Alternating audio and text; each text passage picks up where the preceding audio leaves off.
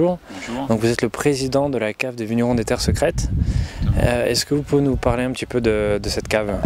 Tout simplement en quelques mots vous présenter notre cave. C'est donc un groupement de producteurs qui rassemble une centaine de vignerons, une bonne centaine de vignerons qui ont choisi de vinifier et de commercialiser ensemble. Voilà. En quelques chiffres, c'est donc 950 hectares de vignes environ et 60 000 hectolitres de production annuelle. Est-ce que vous pouvez nous expliquer un peu le nom, les vignerons des Terres Secrètes? Alors la cave est née en 1928, Cave de Prissé est née en 1928 et elle s'est regroupée avec deux autres caves voisines dans les années 98 avec donc Solony et Verzé. Et donc le groupement s'est appelé Groupement de producteurs Prissé Solony Verzé pendant quelques années. Et puis on s'est rendu compte que ce nom n'était pas forcément judicieux, il ne portait pas le nom d'une appellation. Donc on a réfléchi en interne à quel nom on pouvait trouver. Et puis ce Mâconnais, c'est une très belle région. C'est une belle région bourguignonne mais qui est restée discrète jusqu'à présent. Et on a joué sur cette discrétion en fait et ces secrets à révéler au sein du terroir mâconnais. Donc la cave regroupe environ 120 vignerons. Est-ce que vous pouvez nous expliquer où s'arrête le travail du vigneron et où commence celui de la cave dans le processus de fabrication d'un vin? Alors la cave est donc composée de 120 vignerons, effectivement, un conseil d'administration qui gère cette cave et qui fait des choix d'orientation.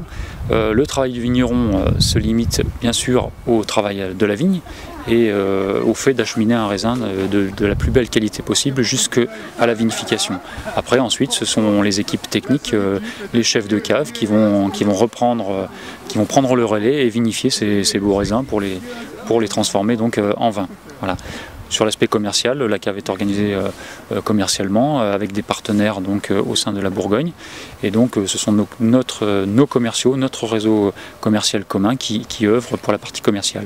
Les vignerons interviennent sur la partie commerciale uniquement en vente directe, donc dans nos caves en fait, où ils vont pouvoir parler de leur vin et le vendre, notamment les dimanches et autres jours fériés. Comment fait-on pour homogénéiser le niveau et tirer un peu la qualité vers le haut?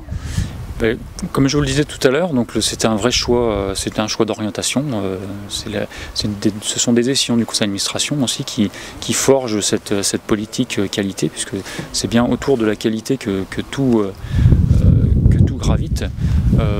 Donc ça passe par du professionnalisme, par des vignerons qui sont vraiment impliqués, qui comprennent les marchés, qui comprennent l'exigence du marché, que la qualité est un vecteur indispensable pour pouvoir commercialiser. Donc partant de ça, c'est sûr qu'au niveau de la vigne, beaucoup d'exigences sont demandées à tous. Ça passe par de l'explication, par de la démonstration, c'est une vraie dynamique collective en fait. Un groupement de producteurs, c'est une dynamique collective. Ce sont les plus performants, les plus rapides qui entraînent les autres, qui arrivent à les convaincre et qui les entraînent. Pour un vigneron, quel est l'intérêt d'adhérer à une coopérative comme la vôtre, enfin à une cave comme la vôtre? L'intérêt d'adhérer à la cave, c'est déjà pouvoir se consacrer pleinement à son métier de vigneron. C'est-à-dire que le vigneron est vraiment dans les vignes et on sait que pour faire un vin de qualité, il faut avoir un raisin irréprochable.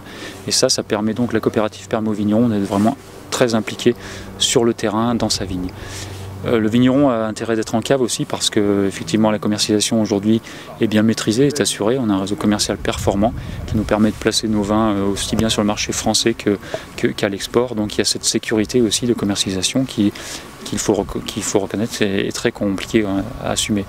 Donc voilà, pour toutes ces raisons. Et puis le fait d'être aussi en groupe, de travailler collectivement, c'est très intéressant. L'émulation est importante.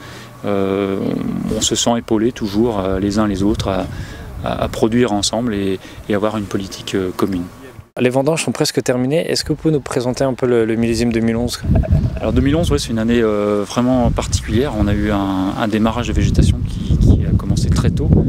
En avril, ça a été très vite.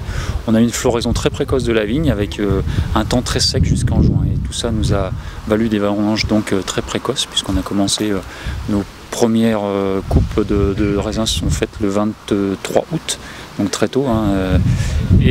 Donc c'est une très belle année, quoi. On a eu vraiment un climat très favorable, beaucoup d'ensoleillement, de l'eau quand il en fallait. À un moment donné où la vigne commençait à stresser au niveau hydrique, on a eu de l'eau quand il fallait. Et puis surtout des conditions de récolte qui ont été exceptionnelles puisqu'on n'a pas eu une goutte d'eau pratiquement durant toute la durée des vendanges.